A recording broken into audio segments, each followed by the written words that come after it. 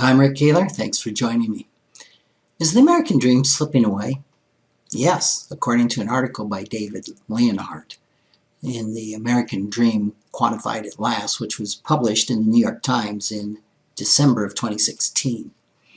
Leonhardt finds that new research done for the Equality of Opportunity Project has finally made measuring the American dream possible.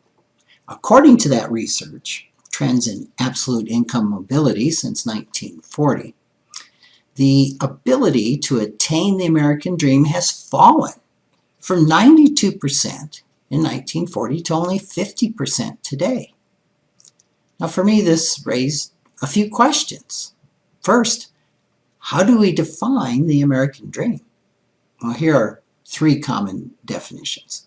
Merriam-Webster calls it a, quote, happy way of living that is thought of by many Americans as something that can be achieved by anyone in the U.S., especially by working hard and becoming successful. Wikipedia says the American dream is, and I quote, the set of ideals, democracy, rights, liberty, opportunity, equality, in which freedom includes the opportunity for prosperity and success and an upward social mobility for the family and children, achieved through hard work in a society with few barriers, end quote.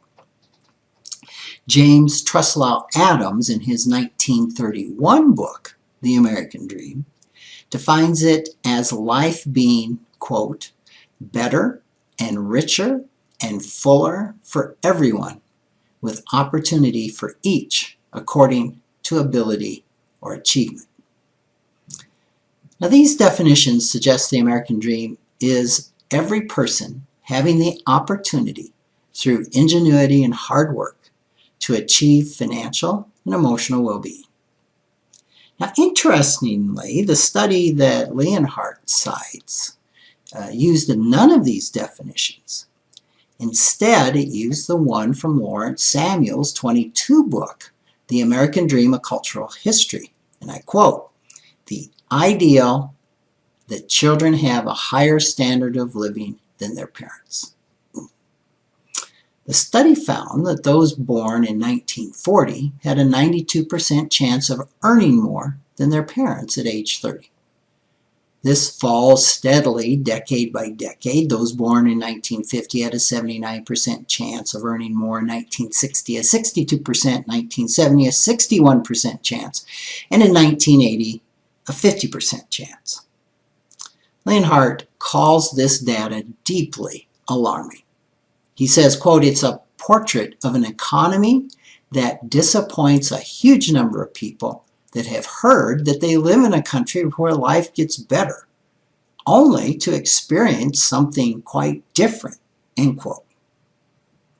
I'm assuming that means that life is actually getting worse.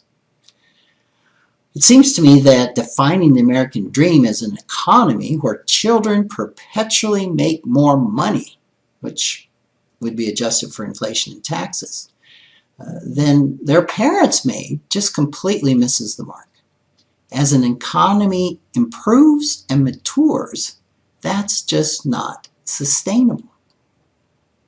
Our country is experiencing exponential decreases in those living in extreme poverty and increases in those earning more. Research in 2016 by Stephen J. Rose found that from 1979 through 2014, the number of households becoming affluent, those are incomes, again, adjusted for inflation, increased 18 times from 0.1 of the population in 1979 to 1.8 in 2014. The upper middle class increased from 12.9% to 29.4%.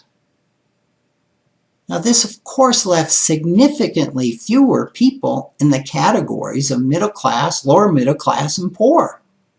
As more people increase their standard of living, it's only logical that the growth of future generations improving will decrease.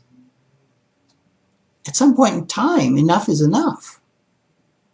Instead of seeing the American dream solely in terms of out-earning our parents, it may be more useful to go back to the second part of James Treslow Adams' definition, where I quote, "It is not a dream of motor cars and high wages merely, but a dream of social order in which each man and each woman shall be able to maintain or attain to the fullest stature of what they are innately capable and be recognized by others for what they are, regardless of the fortuitous circumstances of birth or position." End quote. Once someone achieves financial, physical, and emotional well-being, earning more than one's parents becomes immaterial. Thanks for listening.